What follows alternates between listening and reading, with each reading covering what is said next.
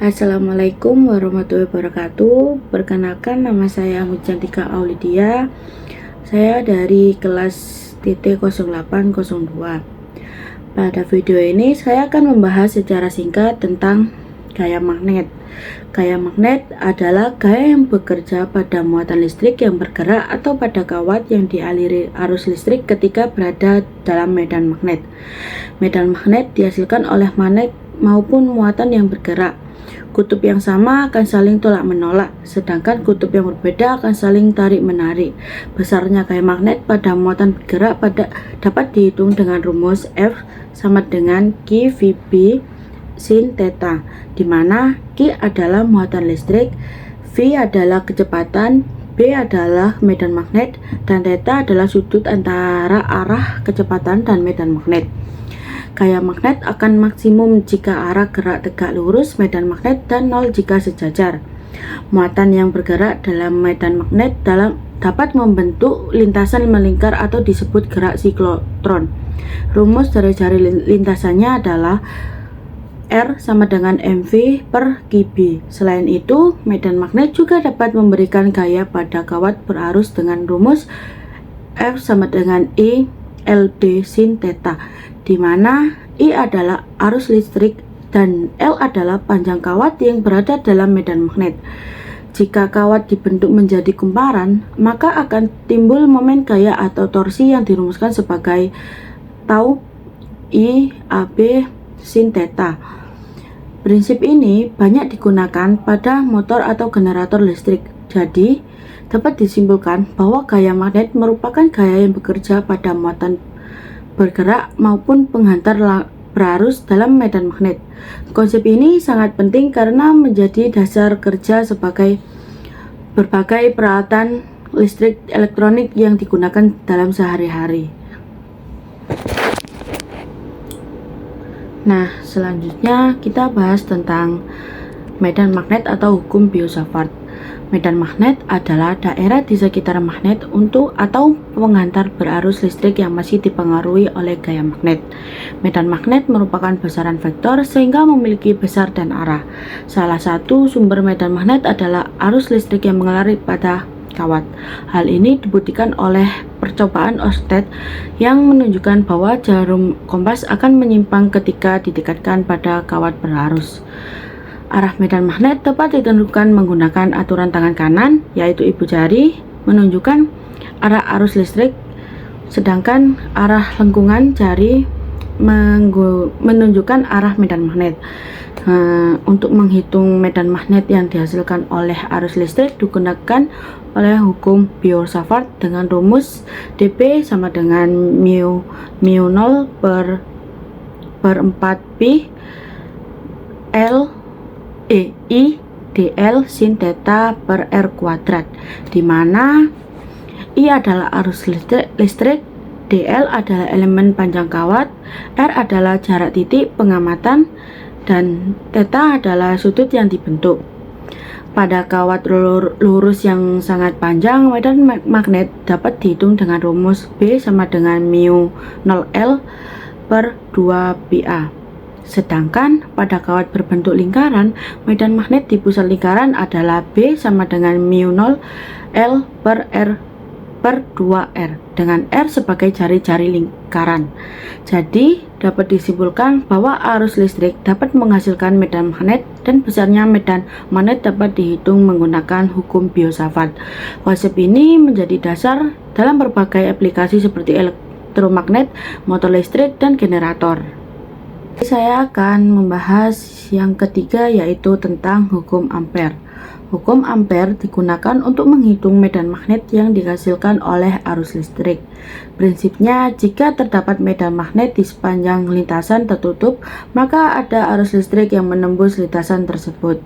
Secara matematis, hukum Ampere dituliskan sebagai integral tertutup B dot dl sama dengan mu 0 E, di mana B adalah medan magnet, dl adalah elemen kecil lintasan, mu 0 adalah permeabilitas vakum, dan I adalah arus yang dilingkupi lintasan.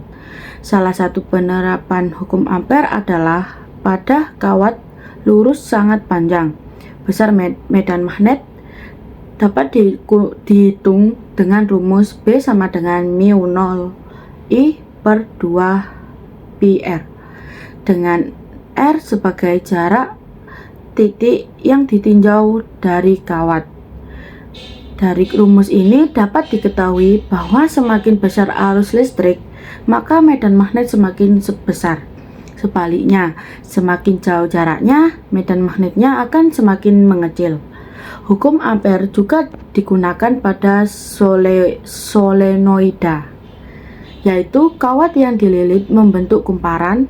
Medan magnet di dalam solenoida ini dirumuskan sebagai B sama dengan mu 0 N I L I. Ya, B sama dengan mu 0 Ni, dengan N adalah jumlah lilitan persatuan panjang. Nah, jadi dapat disimpulkan bahwa hukum Ampere memudahkan kita dalam menghitung medan magnet yang dihasilkan oleh arus listrik, terutama pada kawat lurus dan solenoida. Konsep ini menjadi dasar dalam mempelajari elektromagnetisme dan berbagai arus listrik yang digunakan sehari-hari. Oke teman-teman, jadi kita masuk ke pembahasan keempat, yaitu tentang induktansi. Induktansi sifat suatu kumparan atau rangkaian listrik yang dapat menghasilkan GGL induksi akibat perubahan arus listrik. Secara umum, induktansi dibagi menjadi dua. Yang pertama, induktansi bersama, dan yang kedua, induktansi diri atau individu. Nah, induktansi bersama ini terjadi ketika perubahan arus pada suatu kumparan menyebabkan perubahan flux magnet yang menginduksi kumparan lainnya. Besarannya induksi dirumuskan sebagai epsilon sama dengan negatif M dI per dt, dengan epsilon sama dengan GGL induksi atau volt, dan yang M induktansi bersama Henry. Yang terakhir, dI per dt sama dengan laju perubahan arus terhadap waktu. Nah, sedangkan induktansi diri adalah peristiwa ketika perubahan. Nah teman-teman, jadi pembahasan yang terakhir tentang rangkaian arus bolak-balik atau AC. Arus bolak-balik adalah arus atau tegangan yang nilainya berubah terhadap waktu secara periodik dan umumnya terbentuk gelombang sinus. Persamaan tegangan dan arus AC dapat dituliskan sebagai Vt atau Vm cos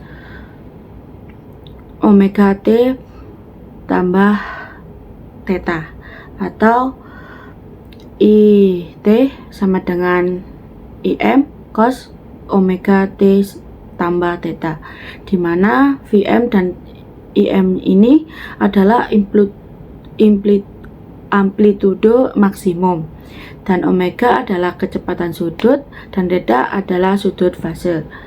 Karena nilai tegangan dan arus AC selalu berubah-berubah, maka digunakan nilai efektif atau RMS root mean square.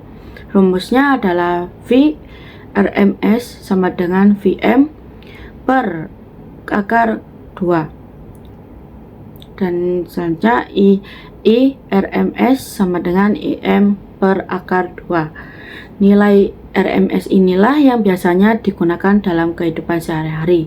Misalnya, tegangan listrik rumah sebesar 220 volt.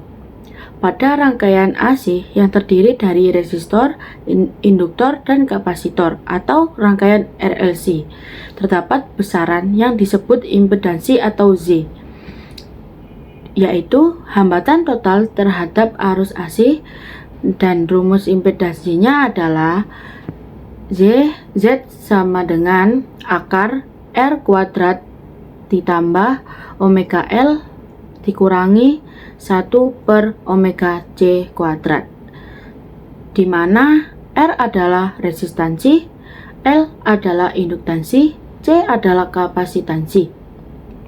Hubungan antara tegangan dan arus pada rangkaian AC mengikuti persamaan, yaitu Im sama dengan Vm per Z. Semakin besar impedansinya, maka arus yang mengalir akan semakin mengecil. Pada rangkaian RLC juga terdapat kondisi resonansi, yaitu ketika reaktansi induktif sama dengan reaktansi kapasitif sehingga impedansi menjadi minimum dan arus menjadi maksimum. Kondisi resonansi terjadi saat omega sama dengan 1/LC. Nah, dan frekuensi pada kondisi ini disebut frekuensi resonansi. Jadi, kita dapat disimpulkan bahwa rangkaian AC merupakan rangkaian dengan arus dan tegangan yang berubah secara periodik. Besaran penting yang digunakan dalam analisis rangkaian AC adalah nilai RMS, impedansi, dan frekuensi resonansi. Nah, jadi konsep ini banyak diterapkan pada sistem kelistrikan, peralatan elektronik, dan jaringan distribusi listrik. Jadi itu semua video resume saya dalam materi semester ini. Kurang lebihnya mohon maaf bila ada salah kata. Wassalamualaikum warahmatullahi wabarakatuh.